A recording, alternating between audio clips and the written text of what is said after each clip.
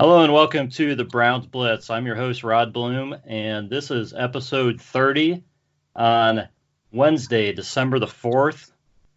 Very happy to have two great guests or kind of co-hosts with me today. I have, I don't know who I'm supposed to introduce first. I hope you guys don't get offended now. Wait a minute, is this episode 30? This is episode 30. Wow. So, yeah, it's crazy. Well, I know Lauren won't mind, so I'm going to introduce Terry Phelan first. Yo. And Lauren Dodge. Lauren Dodge is an excellent writer for Big Play. Terry is somebody who, I'm just going to say, Terry's collaborated a lot with me on my writing and really helped me a lot. And just very happy to talk to both of these guys tonight. I just want to know where we were for the other 29 episodes, Rod. Well, I don't think that 30 episodes in, we're not the second team here, Rod. We're not Duck Hodges or whatever his name is. Duck Hodges. You bring a good point. Maybe I should have added that after. I could have turned that little intro in after I recorded with you guys. The 29 other episodes. Who were these people? Right. How could you leave me and Lauren till episode 30? Anyway, it's good to be here. Good to be with Lauren and my friend Rod. Yes. Thank you guys for putting up with me for however long we're going to be on this podcast. I'm just going to be awkwardly laughing in the background probably through the whole thing, so I apologize in advance. That's all right. Hey, let's get a little bit of this out of the way because we kind of had a rough week this week. Actually, before we even talk football, we're going to dive into the Blitz beverages. It's kind of been a tough week. I've been busy with work, and Twitter's been a dark place this week. So I'm drinking a Platform New Cleveland beer right now, just to kind of take the edge off. It's just bourgeoisie beer. What are you drinking? Well, Platform what? Platform. It's called a New Cleveland. Oh my New God. Cleveland. I'm drinking an old Dasani water. You're drinking a water. You guys are both drinking water. Jeez. Yeah. I'm out of a dirty cup. That's what I get for recording with you guys at what, 9 o'clock at night. So I'm pretty much. Exactly. I'm drunk on this water. I can tell you that much right now. Yeah. Well, I got to pee, by the way. Jeez. Okay. Anyways. Moving on. You guys are drinking water. All right, we got the beverages out of the way. Let's get the formality of just talking for a couple minutes about last Sunday's game, about the Browns losing to Steelers 20-13 in Pittsburgh, a game that I think we probably all thought or hoped that the Browns had a good shot to win and make a statement, and kind of turn things around and feel like, the Browns are on the up, the Steelers are on the down now, but it didn't happen. So just kind of give me your takeaways or how you guys are feeling about it right now without spending a whole bunch of time on it, because we've got better things to talk about. You go, Laura. Okay, thank you. Yeah, it's crazy. I try not to put too much thought into the games and getting like super excited, so I kind of go week to week. But I felt good. I felt good about last week.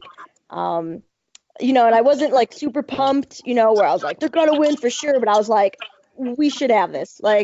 There's no doubt in my mind that we can't do it.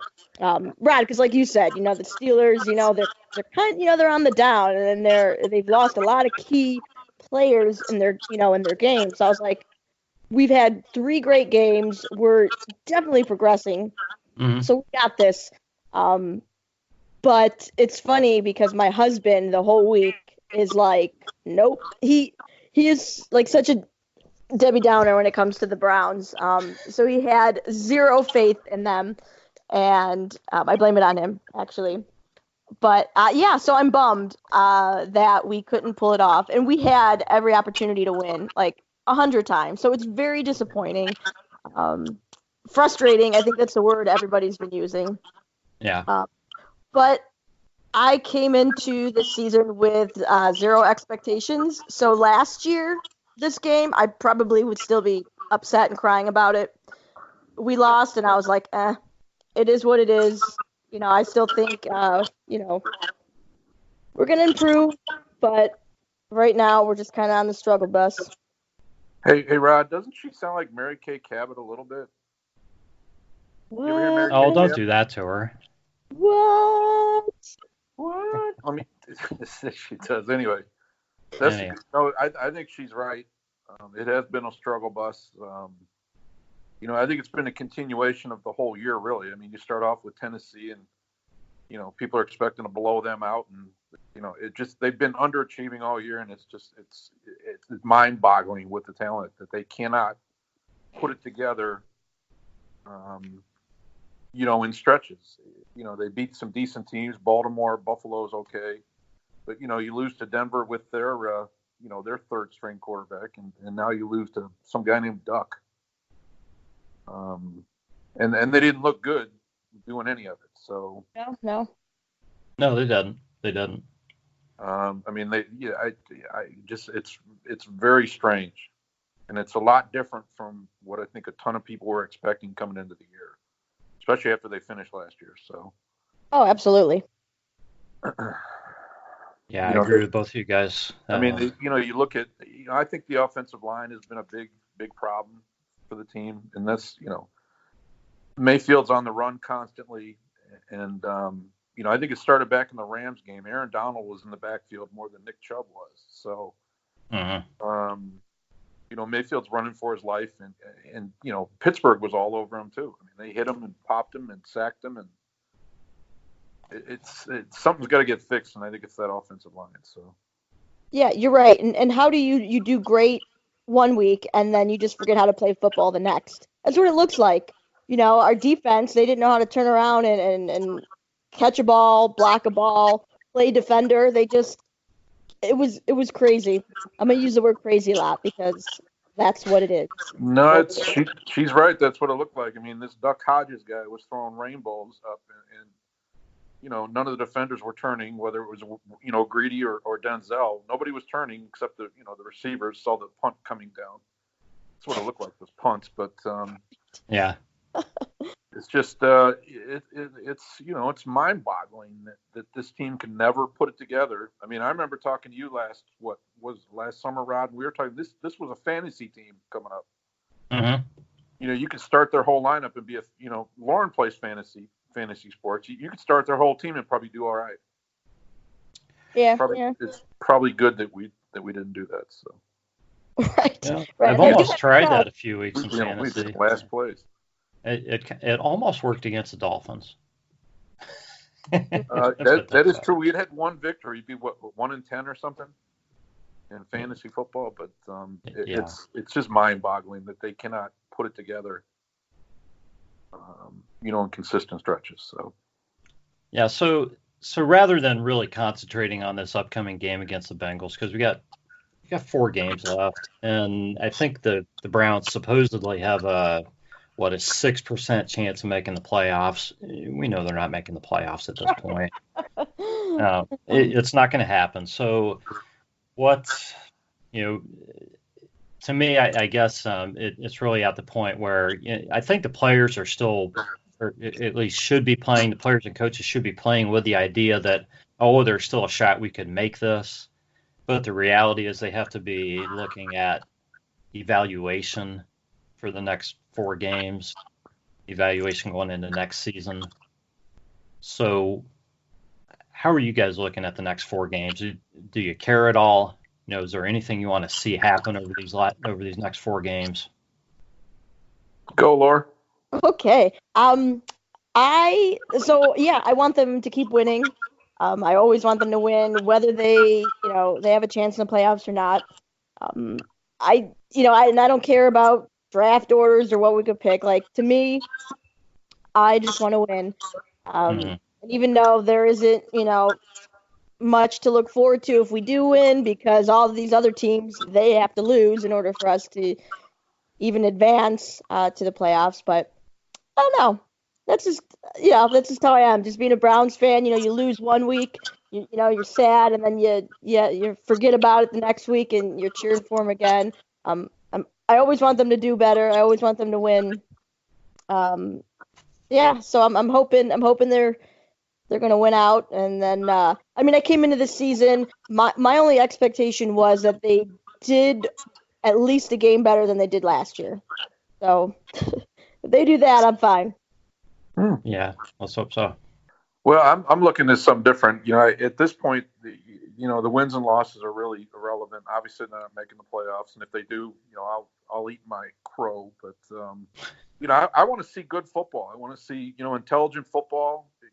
I want to see my quarterback getting smashed 25 times a game, offensive line jumping off. Mm-hmm. They got some tough games coming up. Cincinnati twice, and the Ravens will obviously be tough, even though I'm not a big believer in their running back that plays quarterback. But I think the Cardinals game is actually going to be very tough for them in Arizona. So yeah, it's definitely not a gimme. Definitely, that's one of those that you looked at before the season started and said, well, that's a win. But we've had 4 or 5 of those, and none of them turned into wins so far. So right. So I just want to see good football, like a normal football team. You watch Green Bay and Seattle on a Sunday night, and you're watching normal football. Can we get that for once in this town? That would be nice. I like that. Yeah. I like you want to win, but you want to do it looking good. Well, you're looking for growth, is what you're looking for. I'm looking for competitiveness. I'm looking, they don't need to jump off 25 times a game, offensively or defensively, and also have Freddie, call a good game. Yeah, it just good football, and we haven't seen that in a damn long time. So you get spurts of it against, obviously Baltimore, where Chubb ran wild on them. And Mayfield was sharp, but we just don't get enough of it. It's irritating. Yeah, there's not been a lot of it this season. Yeah, I would agree with you. So, Terry, you had a topic you kind of wanted to talk about, which was kind of just kind of looking at how things, I guess, compared, or how this season compares to last season, or what's going on. Why don't you elaborate on that and kind of get us kicked off? Well, obviously we can't. After last season, I think everybody was pretty optimistic. I know Lauren was, and I know you were. Mm-hmm. I think when they traded for Odell, the expectations shot through the roof, obviously. So you're taking Odell Beckham and you're replacing Brashad Perriman with one of the best receivers in the NFL. So obviously expectations shot through the roof. But, I think there's something different about this year's team. The main thing to me is, in the last, 8-10 games that Kitchens was the coach, or basically took over as offensive coordinator, Mayfield was hit 10 times. That's it. Yeah. And the nearest team, I think, was Pittsburgh, and they were in the 40s. So for Cleveland to be, first of all, we never see that with this offensive line, but, they were winging the ball up and down the field, and Mayfield had plenty of time. I think that's really the biggest change with this year, because he's running for his life, as we talked about, and he's not as freewheeling to me as he was last year. He doesn't have that same gunslinger type, type of play. So yeah, I agree with you. Let me interject, and then we'll kick it over to Lauren. But to me, some of that with Baker, you can definitely trace some of that to the offensive line. I think you can trace some of it to it being his second season, with teams having film on him and giving him different looks. It's kind of a combination, and maybe it's just kind of him just kind of trying to figure things out a little bit in a second season. You can say that, but he was and I don't mean to, say you're wrong, but he's a far superior quarterback to Lamar Jackson in Baltimore. And they built that offensive line, that whole offense around him. And the guy can't throw the football 10 yards down the field. Well, yeah, no, I agree with you. I agree with you completely. And now he's in the talk. I think we thought at the beginning of the year Mayfield might be in the talk for MVP. And now this guy who can't really throw the football is the leading MVP getter. So Well, their formulas worked this season. Yeah, it's worked all right. Yep. Yeah. Lauren? Hi. Yeah, I don't know. I don't, I have a horrible memory, so I usually forget, come Monday what happened the day before. But, and I don't analyze, I don't analyze film. I don't go back to look and see, Baker had this much time in the pocket or so-and-so wasn't open. There's definitely a difference, and I definitely think it's the offensive line. Um, he needs more time, but at the same time, he's got to get rid of the ball quicker. Just because you're getting, a couple extra seconds doesn't mean you need to take them. You need to look down and you need to find your guy open, and if he's not open, you need to go to a different guy. A lot of times, I think maybe they're forcing, trying to force certain plays, and then you got Chubb's running a slant, and they don't throw it to him, and you're just looking over to the right. I think there's a lot of things, and I'm not super great with, like I said before, like analyzing, seeing what's going on, but I definitely think that he's calmed down a little bit, but in the beginning of this year, I think he was like super spazzy. He wasn't playing his game. I think he was trying too hard.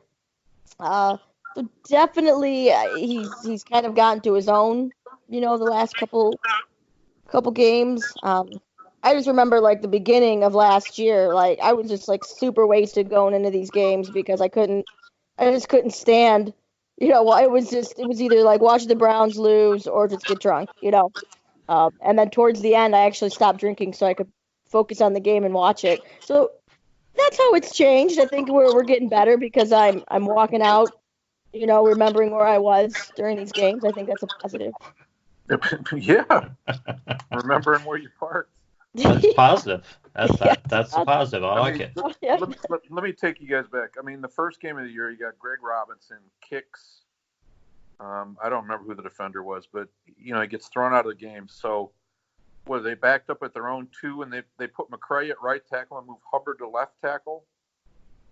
And Cameron Wake on first down blows past McCray like he's not standing there, and sacks Mayfield for a safety, obviously. And yeah, that made it just the offensive line.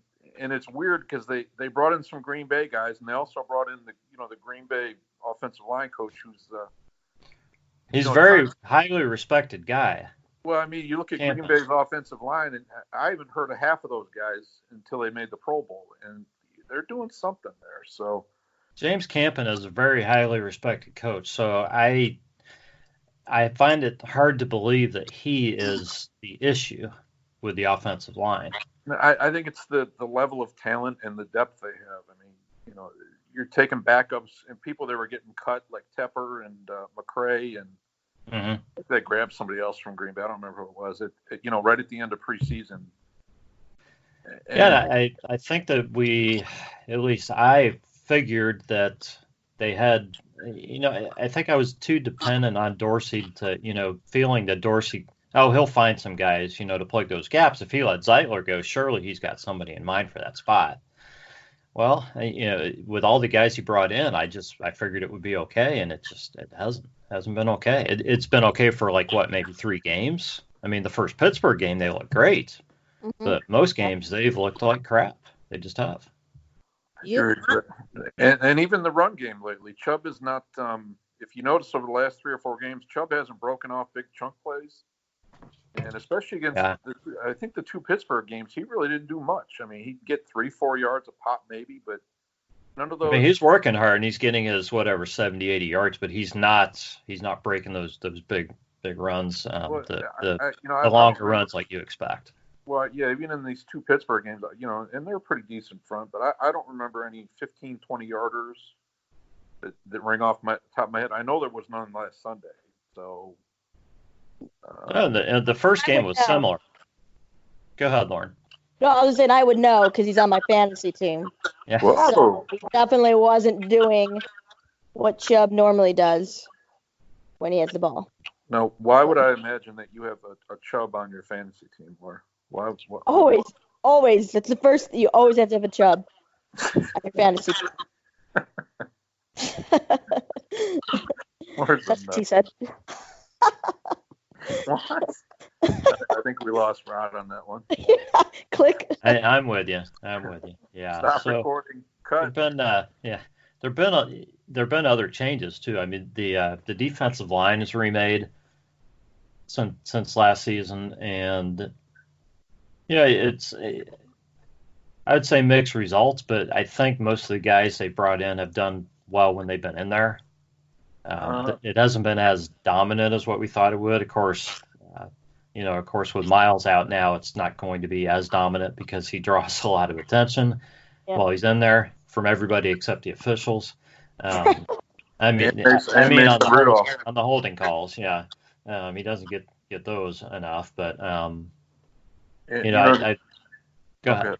Well, I'm just, Vernon was brought in. He's been a Pro Bowler and a stud, in Miami and New York, and he's come here and really done nothing. He hasn't done a damn thing. And if you guys remember early in the year, we played a lot of teams with backup offensive tackles, and Myles Garrett was going to feast on those guys. It was Tennessee and some other guys. These third, fourth string tackles that Garrett was going to chew up, and it never happened. So I think that speaks to the underachieving, just of the whole team. Yeah, I really expected this defensive line to just overwhelm some teams, to really just take over some games. And they've had their spots where they made some nice plays, but they've never really just taken a game over. You watch San Francisco, for example, and maybe they're just that much better than the Browns defensive line. I have a hard time believing that they're that much more talented than the Browns defensive line with the guys the Browns have. They might be better, but are they that much better? Well, and that San Francisco defensive line absolutely just destroys some teams. They destroyed our team in that offensive line. But, I think in that vein, the Browns had 3 or 4 top-notch, defensive linemen, and the 49ers have 6 first-round draft picks or something. So there might have been a little bit of depth on that one. But yeah, you're right. They're better, but what's scary is too is you always depend on like you guys were saying, our defense was supposed to be like this super crazy group of guys that were just gonna tear up their offense, and they really haven't. You mentioned that there's some sparks here and there. But because I don't have a lot of faith in our offense, I've always leaned on the defense. Like, as long as our defense steps up, they keep them from scoring, or they keep them at least to 3. Or you always pray that there's like a pick 6 or something.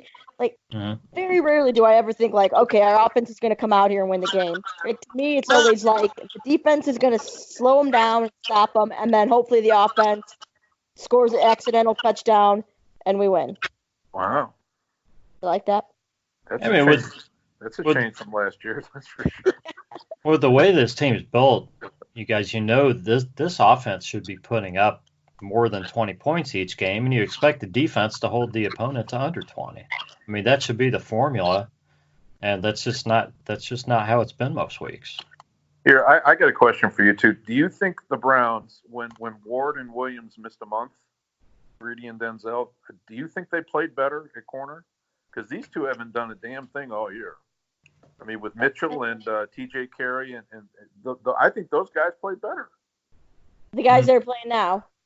Well, no, when Greedy and Denzel were hurt for a month, they missed 4 games. They were coming back this next week, but no, they can't make it. Oh yeah, I remember. And they had their, they had T.J. Carey, Terrence, or Mitchell, and some other guys out there. And they played some pretty decent offenses, and they played pretty damn good. They did. Those guys couldn't. Those guys can't play man to man as well. They just can't because they're not as fast. They can't cover quite as well. But they're better up closer at the line. They're tougher players. They're probably better tacklers. So yeah, I definitely get what you're saying. I think Denzel and Greedy have had their moments this season, but Denzel has not looked like the Pro Bowler that he was last season, and I'll give Greedy a break. I think Greedy's played decent this season. Most corners don't play great in their first, in their rookie season. So I'll give Greedy a kind of a pass. I think he's done fair for his rookie season. What do you think, Laura? I don't know. I don't have any comment on it. I don't remember. Yeah. Aren't you glad you got me on? today to talk about drinking. things I don't Rod, know. she's drinking right now, Rod. That's why she don't remember. She's hitting the Dasani real hard too. Yeah, that's right. okay. I understand. That's all right.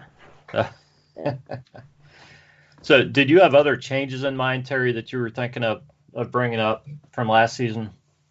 Well, no, I just, if you look at every part of the team, it's pretty much been, other than Nick Chubb, it's been pretty much underwhelming. I mean, I remember, again, you and I talking, you had Mayfield penciled in for 40 touchdowns. He may not get to 20. So, yeah. Wow. Yeah, no kidding. I would have guessed he would have been fighting to get the 20 touchdown passes. Odell Beckham Jr. is going to struggle to get to 6 or 7 touchdowns and 1,000 yards, maybe. Odell has 2 touchdown catches right now. Wow. I just put out projections on Twitter for the full season based on being through 12 games, and I think Odell's at 2. He's 2 touchdowns. He's on target to hit like 1,100 yards receiving, which is more than what you would think. But Jarvis is on target for over 1,200 yards, and I can't remember, 7 or 8 touchdowns maybe. I think he has 5 at this point, 5 or 6. So Jarvis is having a heck of a season, but the touchdowns are down for the receivers, definitely. Yeah, and Jarvis, he just started getting hot, because I think in the beginning of the year he wasn't getting many looks, and so I think that's, for him it's good. Maybe that's Baker's new favorite toy, or they're just able to. Jarvis has really played well. He really has. You got to give him credit. Well, I know you like Jarvis, so. Who? Me? Rod? Rod likes him. No, I think you both do. I do. He gives good hugs. He does. Yeah, you caught up with him at the softball game, right? I did. I snuck up in there. That's pretty cool, yeah. Lauren is a professional stalker. If you need a celebrity met, she will go find him.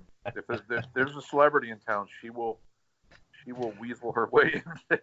Well, we want Freddie Kitchens for the podcast, Lauren. I tried to get him. I texted him 4 times. And he said, "Leave me the F alone, would you?" And I was like, "Man, dude." I said, dude. Did he actually reply to you? No. Okay, I didn't think so. He can't. I think the T-shirt thing messed it up. If somebody had, somebody blew that out of proportion. If somebody found out he was on a podcast with us, somebody had blown that out of proportion. Oh, I wouldn't expect him, especially during the season. I don't think he would do something like this, but we would love to have him on and actually talk to him. It would be, pretty darn cool. So it would be cool. I just think it's cool to have Lauren on here. Is what I mean. If I had Freddie or Lauren, I'd probably go on Lauren. Oh, well, thank you. Point there. Yeah. Well, because she was spazzy at one point. She said she was spazzy. Right. And didn't remember the games last year until a certain point. That's right. I remember there was one, I got home, it was like 5 o'clock, and I went right to bed. I'm like, good night. 5 o'clock. Yeah. True story. Wow. So, Rod, what do you think of some of the differences with last year? Well, I just think it was I really don't know. Just a little different vibe. I think the team really kind of rallied when Hugh got fired, rallied together. Whether it's how much credit you want to give Greg Williams, maybe it's just the team kind of pulling together and did well at the end. And I think they did the same when Baker came in and started playing when Tyrod Taylor got injured. So I think there were just some rallying points. And I just think for whatever reason, the beginning of the season, when they started out with a poor record, it's just, and so many tough games, it just kind of made the season tough to just kind of get things rolling. What, this year? Yeah, this year. So I don't think this team is that far away. I think there are people who want to blow this thing up. I'll say that because people want to get rid of Freddie. And to me, that's kind of blowing it up. And I really don't want to get into that discussion here because I've been doing nothing but talking about that all week on Twitter. But anyways, I think that this team can make some adjustments to the offensive line and a few other places, and I think they could very easily come out and start strong next season, and who knows where that would go. I like that. Yeah, that would work. They did kind of have it. Baltimore, for example. And this is not an excuse, but they started off with what they have: Cincinnati, Miami, Arizona before they got cooking. They had a pretty easy schedule. So they got rolling, downhill pretty quickly. Where the got a lot of confidence going. Yeah. Yeah. Yeah, and I think now the teams that the Browns lost to early on that were considered tough, they don't look good. Yeah. They don't look good now, like the Rams, for example. But yeah. I would have liked to have seen if the schedules were inverted. I know you can't play the hindsight 2020 thing, but if we had started off with Miami and then Cincinnati and then Arizona, and you just don't know. Yeah, it's the schedule was not in the Browns' favor this season, and all those primetime games, those early Monday night, Sunday night games, go to the East Coast, go to the West Coast. I mean, I'm not trying to make excuses for him, but it was definitely a tough road for him this year. And I do agree with you about Freddie. I think he's a good coach. If you look at some of the best coaches in history, I don't know if Lauren's old enough to remember Belichick, but people tried to run him out halfway through his first year. People were trying to run him out. So yeah. Well, he had losing seasons 4 out of his first 5 years, and people say, "Well, he didn't have talent." Well, he had talent, guys. He had talent. Go back and look. They had a pretty good team, but you look at all the top coaches over the history, and some of even the top coaches now, they didn't start off blazing. They started off 5-11, 4-12 in their first year. So. I went back today and looked at Marty Schottenheimer, and he was actually 500 his first 2 seasons with the Browns, like 4-4 and then 8-8. Well, they didn't have any talent, so I mean, what do you expect? Yeah. Right. Yeah. But anyhow. Those were the days. Yeah, those were. Well, guys, unfortunately, we've been talking for quite a while here. Rod. We're gonna have to wrap things up. And you promised us half an hour, Rod. It's been over half an hour. Is it really? It has. If you guys are so inclined, this would be a great time for you to give out your Twitter handles if you want anybody to follow you on Twitter. Lauren? Absolutely. I would love to. So you can follow me at Joker's Cuckoo. And I warn you though, it's a roller coaster of a Twitter account, so follow at your own risk. There is some. Yep, she's right. It goes from rated G to rated R++. Yeah. She's a fun follow, and she's a great writer. You guys need to check her stuff out at Big Play too. Thank you very much. Welcome. And as far as me, I used to be under Triple Dog Dare after the what was that Christmas Story movie? Mm-hmm. But I simplified it and went back to my initials. So TB Phelan, which is spelled Phelan. That's it. All right. Guys, this has been a lot of fun. It has. Thanks for having me on. I appreciate it. Thank you. Rod, you're the bestest, Rod. Thanks, Terry. Can we get on again before episode 60 hits? You sure can. Sure can. I'll have my people get with your people, and we're the every 30 show people. Every 30 for 30. I like it. Anyway, it's been fun, Rod. All right. Sorry I brought zero entertainment to the podcast today. You did great. All right. Thanks, guys. Gonna welcome my brother Jeff in. How's it going, Jeff? Hey, Rod. I'm okay. I kind of feel like Bill Murray on Groundhog Day, we're just losing in Pittsburgh again. Yeah, it seems to be the same thing, no matter what. It just kind of seems to happen. Well, it's a tough place to play. Yeah, it's a tough place to play, and we don't have a great track record there. And frankly, I think we just got beat yesterday. We just flat got beat. We didn't beat ourselves. We just flat got beat.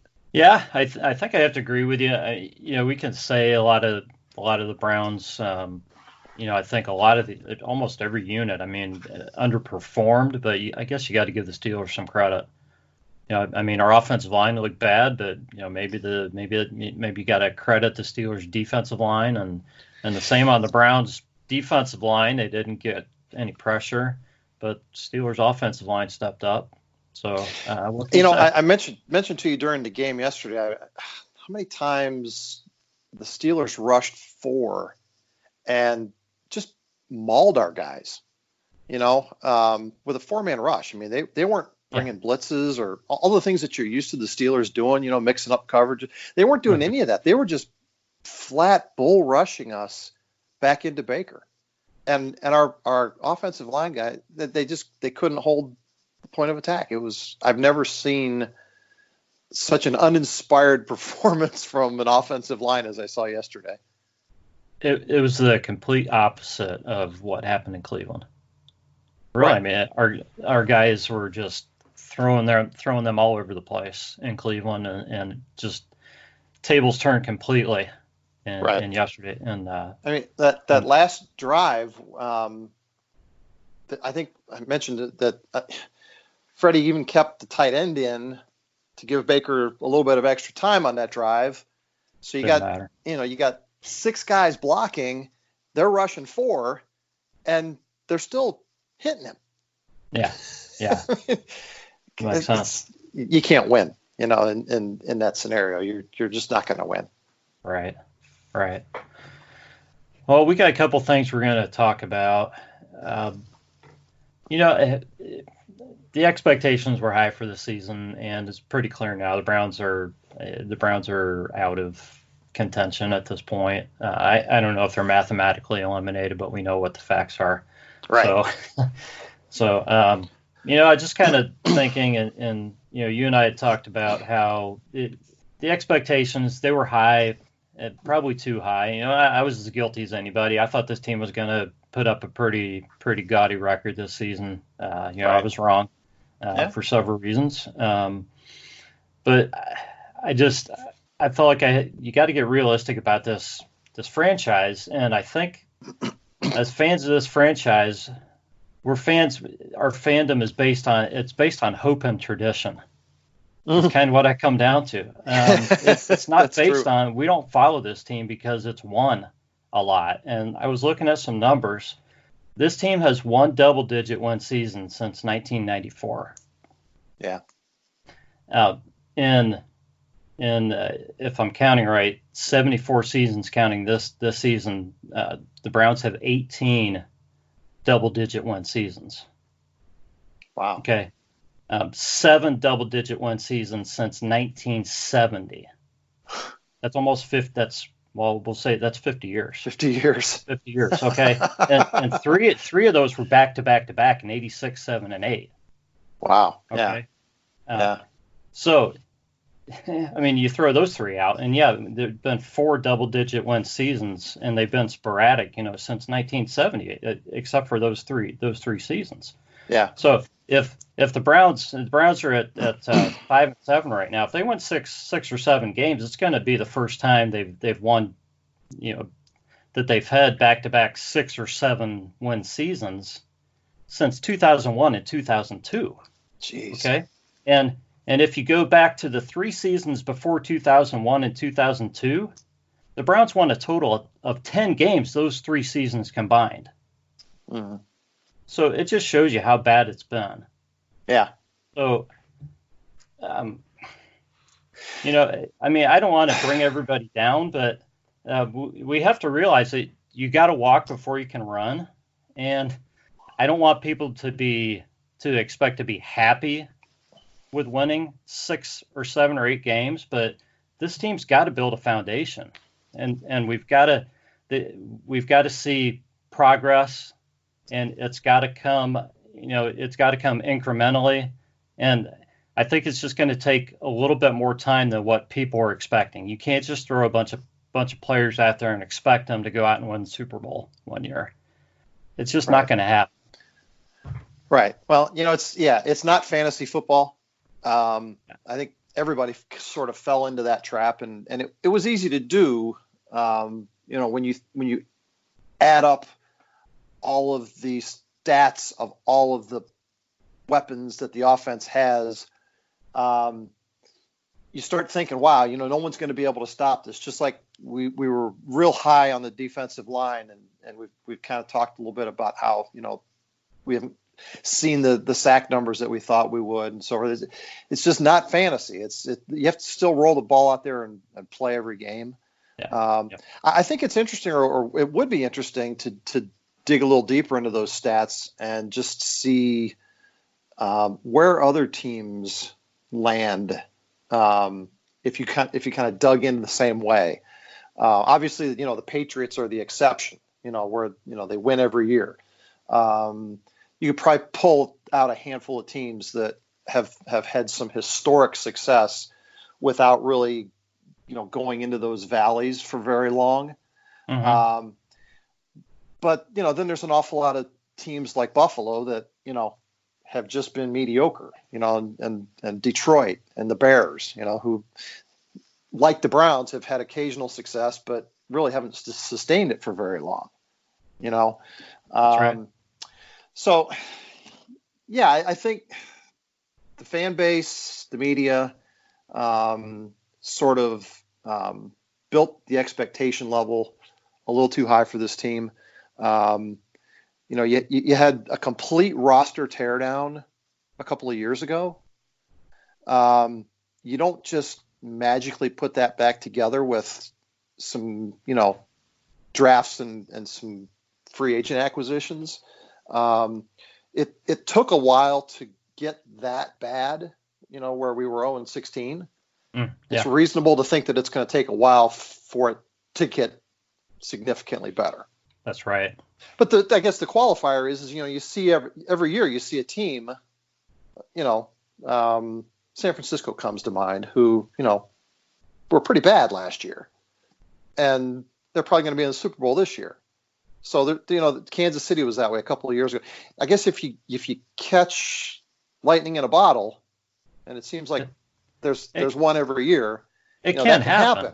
It can happen, but there's also, it happens a lot that these teams like a San Francisco could end up going 14-2 this season, end up not making it to the Super Bowl, maybe lose the conference championship. Then next season they drop down to go, they lose more games, maybe, right. And who knows, maybe it takes them 2-3 more seasons before they make or win a Super Bowl, even though they've built the foundation now. You just don't know. Football is so tricky. Here's another example. I mean, the Philadelphia Eagles, 2 years ago, they won the Super Bowl with Nick Foles. Carson Wentz was hurt, or Foles probably wouldn't have even played. Yesterday, they trip all over themselves losing to the Dolphins. This is probably the worst or second worst team in the league. And it's essentially the same team, but now instead of, everybody saying what a hero Doug Peterson is, at a minimum, he's probably going to have to change a bunch of people on his staff if he even survives. So football's fickle. Very much so. Very much so. So you want to kind of rearrange segments a little bit and introduce something new this week. So let's kind of kick that thing off. Okay. So I guess when you're in the playoff hunt, you kind of approach things one way, but now that I think I saw today we've got like a 6% chance at the playoffs, which, like you said, is we're pretty much thinking about next year now, right? So we're in roster evaluation mode again, and I'm sure the front office and the coaching staff are starting to look at individuals and saying, who's going to help us next year? So this new segment I want to start is called, Are You Part of the Solution or Are You Part of the Problem? it's an old business adage that you can't be both. So I'm going to throw some names at you, and I'd like you to give me your thoughts on whether you think this person is part of the solution or part of the problem. And maybe there may be some gray areas here, okay? But let's just talk about where they fit going into next year. Okay. The first one is kind of an easy one. Demarius Randall. Well, not long ago, I really would have thought he was part of the solution, but I think with the missing games and I think the contract demand that he's going to have, I think he's, and just being scratched from the Pittsburgh game because of skipping a practice, I think he's going to be seen by the Browns as part of the problem. I just think that's how it's going to be. So I think he's done in Cleveland. I would have to agree just based on this past week. 27 years old, coming off his rookie deal, trying to get paid in the offseason. And we've seen what these safeties get paid too. It's outrageous. Yeah, he's going to be $10 million a year. No doubt. And I'm sure that that part of the reason the Browns drafted a bunch of safeties and brought in a lot of guys was they knew that they were going to face that with him. But if the guy goes out and has a great season, the Browns have plenty of cap space. Yeah, you can justify it. Yeah, he could have had his contract here. I agree. But for whatever reason. Okay, Chris Hubbard. I have to tell you, I don't know the contract status on all these guys. Chris Hubbard, to me, is a guy who could end up being like number 6 or 7 on the offensive line next year. Yeah. I don't think if the Browns are improving, I don't think they want him out there playing tackle next season. Right. I don't know the exact contract status either. If memory serves me, I think they signed him from the Steelers and overpaid to get him. A little bit. So, I think he's probably got at least a year left, but I don't know. Because he was a backup with them, and we paid him starter money, I believe. I hope to God we find some tackles this offseason. Hubbard is and maybe part of it is the state of flux of the guard situation next to him. But he is consistently getting beat. And, for Baker to constantly be rolling out right is not where our offense needs to be. So right. I would agree. I think he's probably relegated to a backup role, if not released in training camp. Mm-hmm. Just based on his contract. Yeah. And who they bring in. All right, now it's going to get a little tougher. Olivier Vernon. I mean, he's got a big contract too. So yeah, very big. I think number 2 on the team. Wow. Or top 3 or 4 at least. Yeah, I think there's going to be. Again, it depends on his contract, the status, and what kind of guaranteed money he has left, what kind of hit the Browns would take, and if there's an ability to be able to move him. I think the Browns probably feel pretty good about some other guys, to go out there. I think they like Chad Thomas and I was going to say, have we seen enough from Chad Thomas? I don't think you've seen enough from him yet. I think they feel good about having him in the rotation. I don't know if you feel good enough to have him as one of your starting defensive ends. Right. But I don't know that we've seen enough of Chad Thomas out there with Myles Garrett, and and that's the other consideration is Myles going to be out there game 1 of next season? Right. We don't know that yet. So right.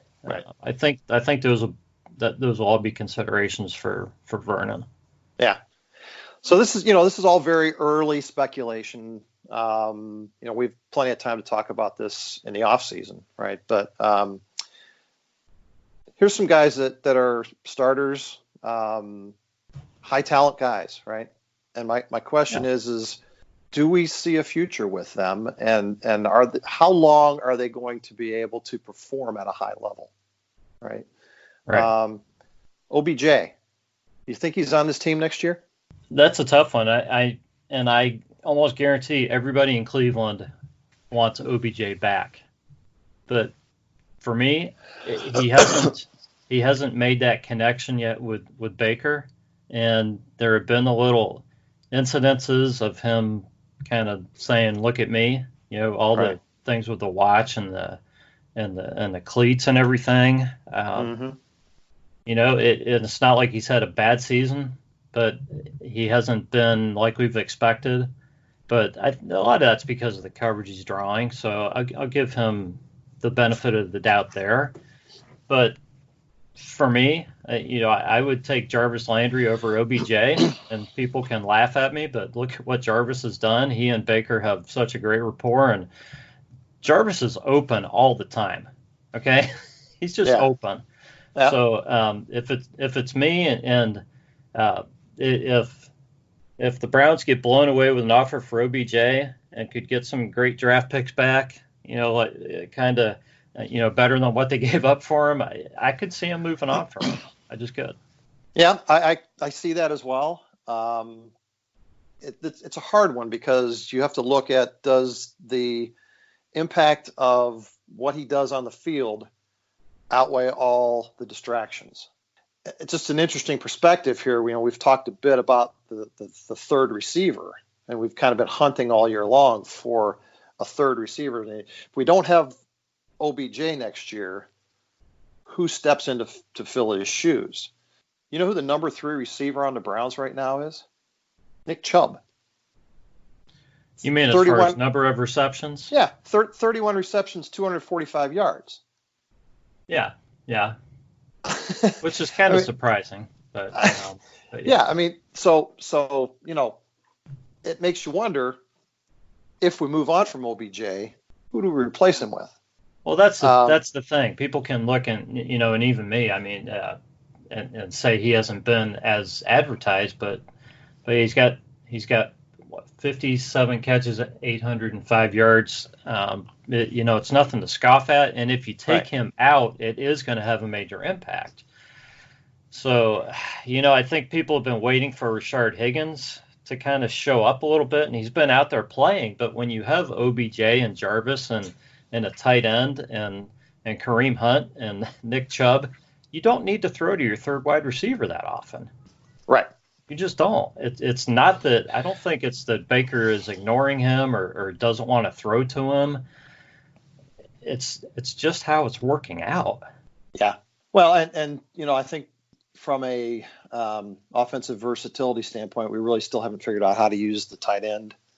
So there's a lot of other options there to balance the offense. Mm-hmm. But yeah, I think it's going to come down to, does somebody overwhelm Dorsey with a trade opportunity? Be interesting to monitor that in the offseason. Yeah. Okay. Now it really gets tough. Baker Mayfield. Oh, that's not tough for me. He's part of the solution. We regardless of how Baker has performed as a whole this season, he's the best quarterback we've had in Cleveland since Bernie, without a doubt. People can say whatever they want about him. He's had his issues this season. I think it's been a little bit of being a sophomore and kind of having different things thrown at him. He's gone through probably some mental things as far as trying to figure stuff out, maybe doubting himself a little bit after having some bad games. But I think he's really, overall, he's played a lot better in the last, 4 or 5 games. Not that he played with the exception, of this week. Yeah, he didn't play great this week, but I don't know how much of that was related to the hand injury. Yeah, I'm going to give him a pass on this week because that hand injury, who knows? I mean,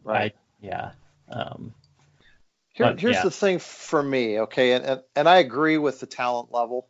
We talked last time about Baker showing me that he can win a game on the last drive when they're down and they need him to put together a drive. It was not ideal circumstances. There were things like the hand injury to consider. Mhm. But I was pretty disappointed in the last drive against the Steelers. Yeah. And I think Definitely. that's, that's like you said, that's being a second-year quarterback. That's not really having the experience, not having the guys on the same page around you that other veteran quarterbacks have. So, right now with Baker, not saying that he doesn't have the talent level, not saying that there isn't a good potential on the horizon for him to develop develop those skills. Right now, Baker's not winning us games that he should be winning us. That doesn't mean he's not going to be here next year. I just think there's more growth that needs to happen from Baker. So everybody has a little bit of responsibility in this, right? Oh, sure. All right. Yeah. Okay. You're going to love this one. Freddie. I go to war for Freddie every day. Yeah, I think Freddie is very similar to Baker in that he's a young coach and he's making mistakes. He's got to learn things, but pulling the plug on a guy in his first year when he's trying to figure some things out. I just don't see it. I think the Browns need some stability, but that's not the reason to keep him. I just think Freddie has a lot of characteristics that make up, that are necessary to be a good coach. And, I just think he's still trying to figure it out a little bit. Okay. I think people are way too hard on Freddie. They blame him for everything. And I think the guy can turn into a good coach if he's just given a little bit of time. And I know everybody's screaming, "Oh, we don't have time. We got the team to win right now." Well, you know what? We're not winning this. We've not never had the the Super time Bowl this year. Yeah, we never have the time. Okay. Guess what? If you dump Freddie, you're setting the clock back to 0 again. Okay, you're starting all over, and you're not going to the Super Bowl that year either when you bring in a new coach. Okay, because it's going to take those schemes, his new staff, his new players, because you're going to want to change the roster up a bit for the new coach. Exactly. You're looking at a rebuild. Okay, right. When you bring in a new coach. So yeah. No, hey, I'm with Freddie, and I'm not with Freddie until the death. I mean, Freddie's gonna have to he's gonna have to show growth, but right now I think he's part of the solution. So let me ask you this: Freddie, never a head coach before at any level, well documented. How many of the guys on his staff do you think are his guys? You mean guys that he chose to bring in versus Dorsey picking? Yeah, I just think guys that, he's been in the trenches with, guys that he's on the same page with. I think that almost share the all same of them vision. are. I think they all wanted to come to I think they wanted to come to Cleveland because of Freddie. Now, some of them had connections with Dorsey, but I think that they were drawn to Freddie because of the kind of personality he has, and the what they saw in Cleveland too. Okay, I wonder if a lot of those guys aren't here because of the talent, sort of looking at things the same way we as fans have looked at it. That hey, on paper this is a great team. I can build my resume by turning this thing around, right? I don't know that Freddie had as much influence. Maybe he did. I think he did on some of the guys. I'll give you that. That very well may be the case for Monken and Wilkes. I think Freddie and Wilkes had a relationship though already from Arizona. But Monken and I have to say the whole situation with Monken is a complete puzzle to me because nobody ever really talks about it. We don't really know what's going on there as far as who's doing what, whose plays are being called, who figures what out, what that relationship is. So I don't know. I almost expect Monken to be gone after this season just because it doesn't seem like we really hear a single word about the guy. Mm. And he was brought in with all this offensive knowledge. Freddie's calling the plays, and Monken's just kind of lurking in the background. We don't know if it's a good relationship, a negative relationship, or what at this point. Right. I think it's interesting to look at the coaching staff like we've looked at the roster and say, hey, these are a bunch of guys with a ton of NFL experience that have never worked together before. Shouldn't we give them some time to gel, just like we've talked about the roster needs time to gel? Yeah, you would think so. You definitely think so. This entire coaching staff was put together. I think there were maybe one or two guys that were here last year, if not mistaken, with Freddie. If two, I think, yeah. Yeah. So, it's everybody else came from all different places. So yeah, right. I'm with you. It's everything kind of coming together. So. Yep. Okay, so I'm going to skip over Jimmy Haslam because I think we've beat that up in the past, and I think he's done a decent job of keeping his mouth shut to this point. Not that a vote of confidence from Jimmy Haslam would really help Freddie. So really. Let's just jump right over that one, and I'm going to wrap it up by asking you this one.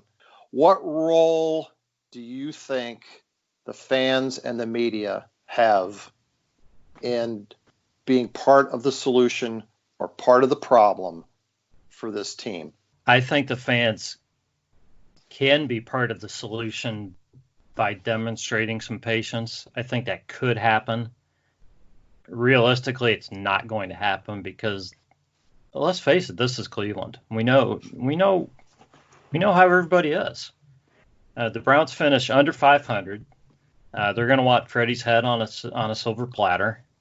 They're going to be screaming for a new regime. A lot of people probably want Dorsey out too. Some people may even want a new quarterback. It's just how it is. People cannot, and I'm saying people. It's enough people to just keep the pot stirring continuously, even if it's not a majority. If we could just, get those people to kind of just quiet down for maybe one off season, just kind of let this thing roll and see what would happen. It would be nice because it doesn't happen. It just doesn't happen. People, we lost to Pittsburgh. Okay, it sucked. It was horrible. Should have won the game. It should have been able to beat them. But man, people on Twitter are just like you would have never known that the Browns had even won a game this season. Everybody's just ready to fricassee everybody. That's just horrible. Yeah. You can just totally forget about the fact that the Browns won three in a row before that. Doesn't make any difference. Right. Every week, this is the most important game of the year. Got to win them all, too. Yeah. To a certain extent in the NFL, that's true from week to week. Okay. Yeah. It is. Every game's important. Okay. But nobody wins every game. The fans have an unrealistic expectation for an immediate turnaround if we just catch lightning in the bottle, like we talked about. Yeah. If you're going to build a team that's going to be a consistent winner, you have to put the foundation in place. What this team does is it rips the foundation completely out, throws a couple rocks in the mud, and starts building again. Mm-hmm. And then when the thing starts teetering, they rip it out again. We've never in my lifetime had a long-term commitment to winning in this town. Probably the closest I've seen to that is Dan Gilbert when he had LeBron. But there again, you had sort of this window, right, where you knew that the guy was going to leave. But when it comes to football in Cleveland, the idea that we're suddenly going to find the right coach, or we're suddenly going to find the right general manager, and we're going to all of a sudden flip the switch and be a great team is ludicrous. Yeah, that's true. The only way it's ever going to happen is if the fans adjust their expectation level, because everything else is driven by the fans. It's what gets the media writing the ridiculous articles that we have to look at week in and week out. It's what makes owners fire coaches in knee-jerk fashion because they think they're going to lose the fan base. Yeah. The reality is, you and I were at the Rams game. You got 80,000 or however many people sitting in the stadium, rooting for the team, and you got one loudmouth up above us screaming, "Fire Freddie." Yeah. Yep. But that's the guy that gets heard. Yeah, that's true. That's true. So it's sad. It's sad. I hate to say it, but the fans in this town are getting the team that they deserve. Yeah, well, I mean, if they want a new coach every 2 years and to never have any stability or any true success, then that's true. All right, well, we're up against it, Jeff, and all right, Rod. Been good talking to you. Yep, I'll catch you next time. All right, take care. Uh-huh. That's going to do it for this episode of the Browns Blitz. Remember that Clay Matthews Jr. belongs in the Hall of Fame, hopefully this coming year, and we will catch you all next time.